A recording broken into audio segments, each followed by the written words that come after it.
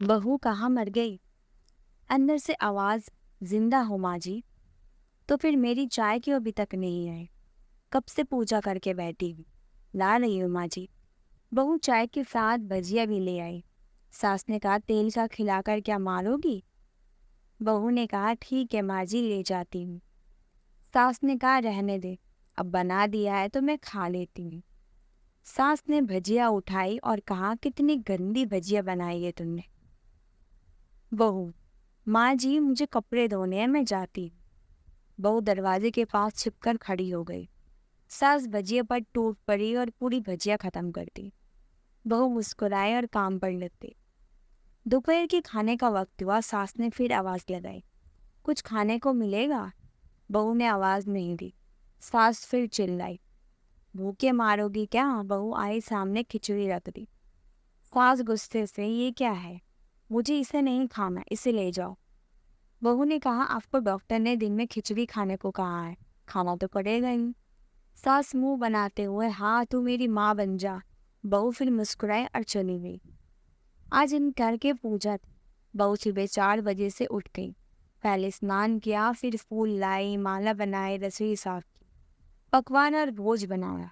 सुबह के 10 बज गए। अब सास भी उठ चुकी थी। बहू अब पंडित जी के साथ भगवान के वस्त्र तैयार कर रही थी। आज ऑफिस की छुट्टी थी। उनके पति भी घर पर थे। पूजा शुरू हुई।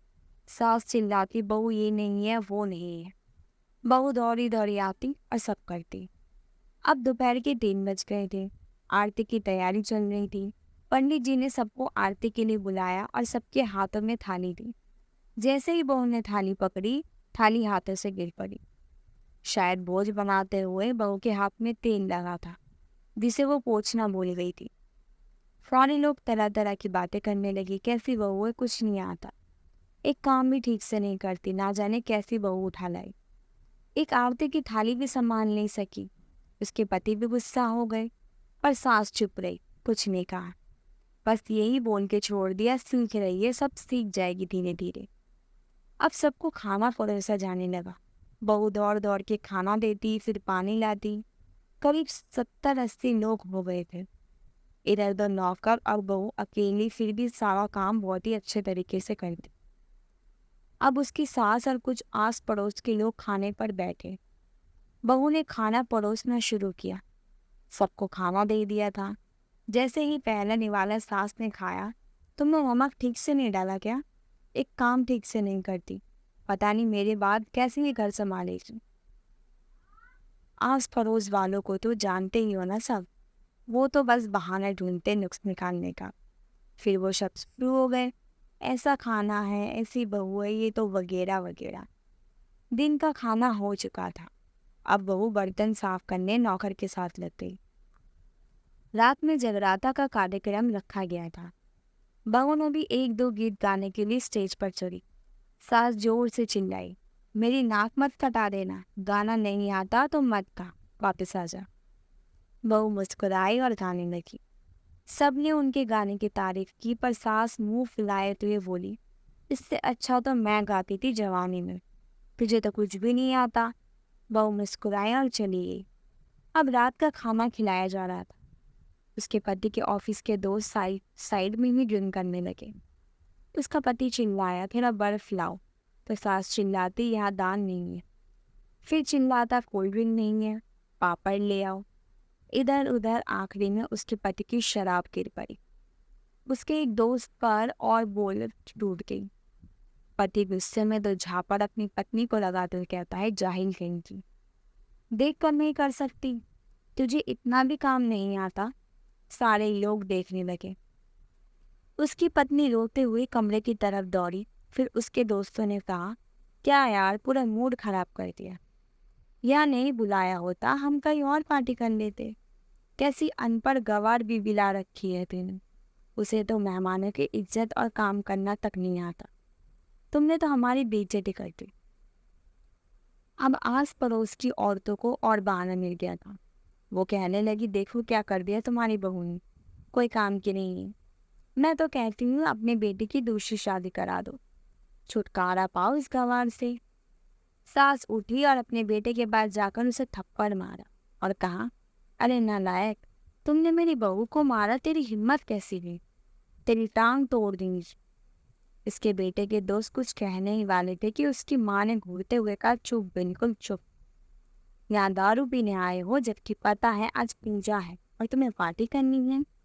कैसे संस्कार दिए हैं तुम्हारे माता पिता ने? और किसने मेरी बहू को जायल बोला? जरा इधर आओ, चप्पल से मारूंगी अगर मेरी बहू को किसी ने शब्द भी कहा तो। अरे पापी, तूने उस लड़की को बस इसलिए मारा कि तेरी शराब टूट गई? पापी, वो बच्ची सुबह 4 बजे से उठी है, घर का सारा काम कर रही है, न सीधे से नाश्ता किया न दिन का खाना खाया, फिर भी हंसते हुए सबकी बातें सुनते हुए ताने सुनते हुए घर के काम में लगी रही। तेरे यार दोस्तों को वो अच्छी नहीं लगी? जूते से मारूंगी तेरे दोस्तों को जो कभी उन्होंने ऐसा कहा। उसके यार दोस्त चुपके से खिसक लिए। अब सास बहू के कमरे में गई और बहू का हाथ पकड़कर बाहर लाई। सबके सामने कहने लगी, किसने कहा था अपनी बहू को घर से निकाल के दूसरी बहू ले आना? जरा सामने आओ। कोई सामने नहीं आया। फिर सास ने कहा, तुम जानते भी क्या हो इस लड़की के बारे में? ये मेरी माँ भी है, बेटी भी। माँ इसलिए मुझे गलत काम करने पर डांटती है और बेटी इसलिए कभी कभी मेरी दिल की भावनाएं समझ जाती है। मेरी दिन रात सेवा करती है, मेरी 1000 ताने सुनती है, पर एक शब्द भी गलत नहीं कहती, ना सामने ना पीठ पीछे। और तुम कहते हो दूसरी बहू ले आऊं? याद है ना छुटकी की दादी, अपनी बहू की करतूत? सास ने गुस्से से पड़ोस की महिला को कहा, अभी पिछले हफ्ते ही तुम्हें मियाँ बीवी भूखे छोड़ घूमने चले गए थे। मेरी इसी बहू ने 7 दिनों तक तुम्हारे घर पर खाना पीना, यहाँ तक कि तुम्हारे पैर दबाने जाते थे, और तुम इसे जाहिल बोलती हो? जाहिल तो तुम हो जो कोयले और हीरो में फर्क नहीं जानते। अगर आइंदा मेरी बहू के बारे में किसी ने एक लफ्ज भी बोला तो मुझसे बुरा कोई नहीं होगा, क्योंकि मेरी बहू नहीं, मेरी बेटी है। बहू सिसकियां लेते हुए फिर कमरे में चली गई। सास ने एक प्लेट उठाई और भोजन परोसा। बहू के कमरे में खुद ले गई। सास को भोजन लाते देखा तो बहू ने कहा, अरे माँ जी, आप क्या कर रही हो? मैं खुद ले लेती। सास ने प्यार से ताना मारते हुए कहा, डर मत, इसमें जहर नहीं है, मार नहीं डालेंगे तुझे। तुझे नई सास चाहिए होगी, पर तुझे अभी भी तो मेरी डर की बहू चाहिए। बहू ने अपनी सास को रोते हुए गले से लगा लिया। सास भी रो दी पहली बार और कहा, चल खाना खा ले।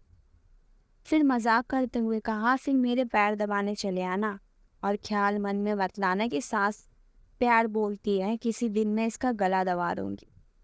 क्योंकि तभी भी यही सोचती थी, दोनों खूब हंसने लगती हैं। कुछ रिश्ते बहुत मीठे होते हैं, बस बातें कड़वी होती हैं। उम्मीद है आपको ये कहानी अच्छी लगी। अगर अच्छी लगी है तो मेरे चैनल को ज़रूर सब्सक्राइब करिए और इस वीडियो को लाइक करना ना भूलें। साइड में बेल आइकन को क्लिक कर दीजिए ताकि नेक्स्ट वीडियो आपको जल्दी मिले। धन्यवाद।